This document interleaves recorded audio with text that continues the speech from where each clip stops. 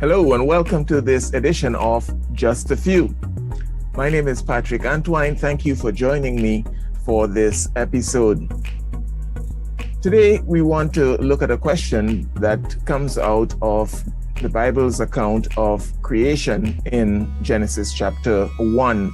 So let's jump into the question and we rephrase the question as asked by someone. The question is, what does the Bible mean by a firmament, and what was its purpose? The question comes out of Genesis chapter 1 verse 6, and I of course want to read that verse for you at this time. It says there, "Then God said, let there be a firmament in the midst of the waters, and let it divide the waters from the waters." So you read that and it's understandable why someone may be wondering, what is this firmament and what waters from which waters? To answer that question, I want to take you to a verse in the New Testament from the writings of Peter. 2 Peter, and I'm reading from the New Living Translation, 2nd edition. 2 Peter chapter 3 verse 5, the context there is that he was giving a warning about false teachers who think that the return of Christ would not happen and everything is continuing. And Peter is warning us that God used cataclysmic events in the past to bring about rapid change. So 2 Peter 3 verse 5 says, "They deliberately forget that God made the heavens by the word of his command, and he brought the earth out from the water and surrounded it with water." So again, he's seeing this idea of water separating from water. And so what's happening there back in Genesis chapter 1 is that when God commanded the earth to be established, as he brought it into existence, into the order, to ready it for man's habitation, he established the oceans and the rivers and streams upon areas of the dry ground, and there was water vapor around the earth or within the earth's atmosphere, but the entire earth, or maybe even the region around the earth in our galaxy, contained water vapor, as well as water in liquid form. And God separated some of the waters around the earth with a canopy-like intangible structure called here the firmament, or the sky. Some versions said the heavens.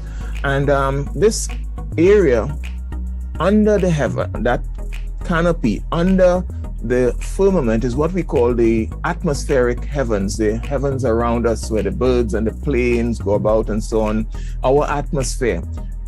There was an invisible but very real firmament. The Hebrew scholars tell us that the word used there in the Hebrew text is like a sheet spread or stretched across and around the planet. And that kept some of the waters away from earth, as well as it served as a protective shield. That body of water above the firmament served as a protective shield, keeping harmful radiation from the planetary heavens out of earth. And that would have created an atmosphere upon the face of the earth which was conducive to longevity. People live very long, and it also would have served to create a sort of greenhouse effect upon the planet, that there would have been universal constancy of temperature and pressure and so on the face of the earth. So there would not have been anything like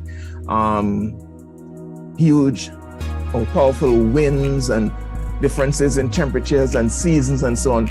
You could picture the entire earth being of one temperature, one atmospheric pressure, and it would have been like a global tropical paradise with a sort of greenhouse effect.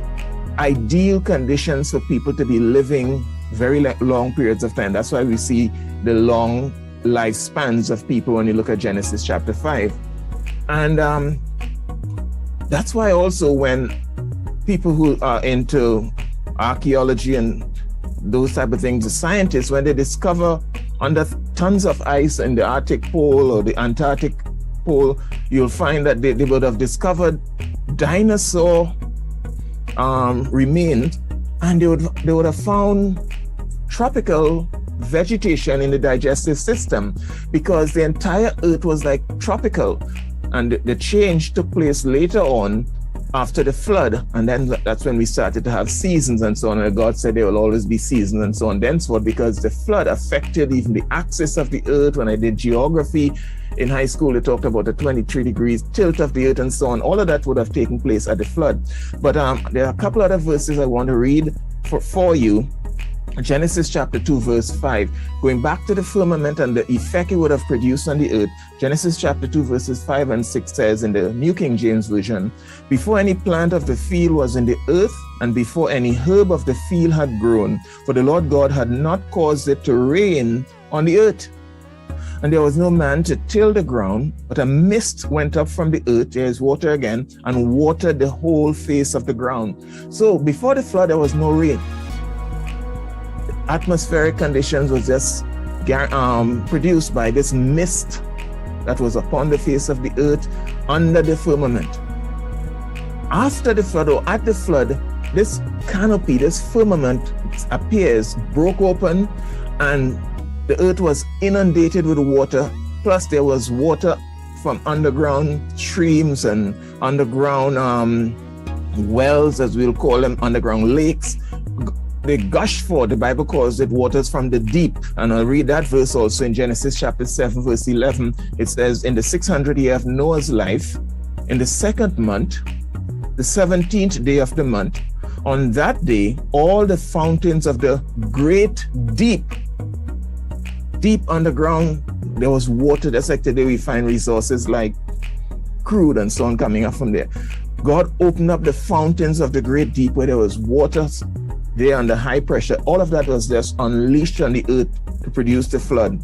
So the fountains of the great deep were broken up, and the windows of heaven were open. God broke the firmament, and the earth was just deluged with water, a universal or global flood.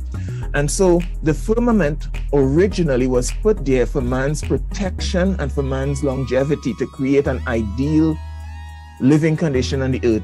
The flood changed all of that. So that's what that firmament was, and that's what it means. It separated waters above the firmament from waters below. And all of that changed with the flood. We still have a bit of a firmament today. You hear the scientists talking about for decades now, the ozone layer around the earth has been broken, and all types of ultraviolet radiation and other types of harmful radiations are coming in. All of that was not existing in the days of Adam, when God created the earth with a firmament around it. Judgment came and the firmament was broken. The floods of water from above the firmament crashed upon the earth. Waters from beneath the earth's surface also came up. But the firmament itself, it's not the same today as it was in the beginning.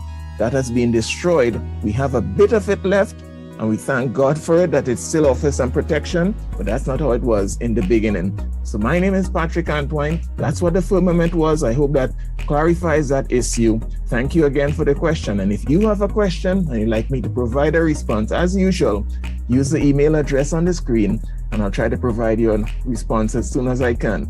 Till the next time, grace and peace be multiplied.